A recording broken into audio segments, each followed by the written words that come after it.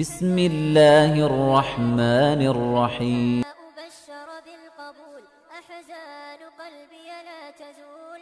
السلام علیکم ورحمۃ اللہ وبرکاتہ. آپ سب کا استقبال ہے ہمارے چینل میں. میرا روڈ کی سب سے بڑی خبر.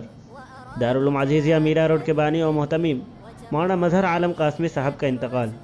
انا للہ و انا الیہ راجعون. آئیے جانتے ہیں مولانا مرحوم کے بارے میں. مولانا مرحوم گزشتہ 4 ماہ سے کینسر کے عارضہ میں مبتلا تھے.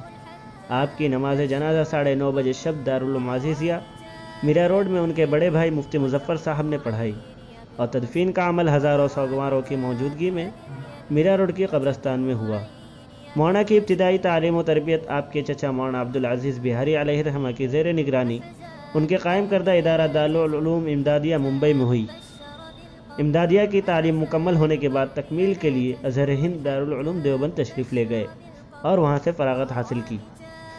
مرحوم حاجی غلام رسول صاحب سانتا کروز والے اور مرحوم حاجی عبدالقیوم صاحب باندرا والے و دیگر اکابر کے مشورے سے 1976 میں اپنے چچا مولانا عبدالعزیز بہاری علیہ رحمہ کے نام سے منسوب دارالعلوم عزیزیہ میرا روڈ کی بنیاد ڈالی اور ہمیشہ کے لیے یہیں کے ہو کر رہ گئے.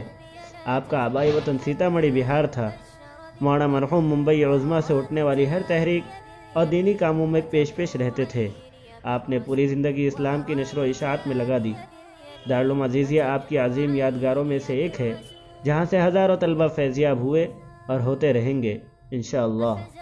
آج دارالعلوم عزیزیہ کا ذرہ ذرہ اور چپا چپا مولانا مرحوم کی جدائی پر اشک بار ہیں اور ان کی مغفرت کے لیے دعا گو ہیں. میرا روڈ سے محمد سعد مظہر.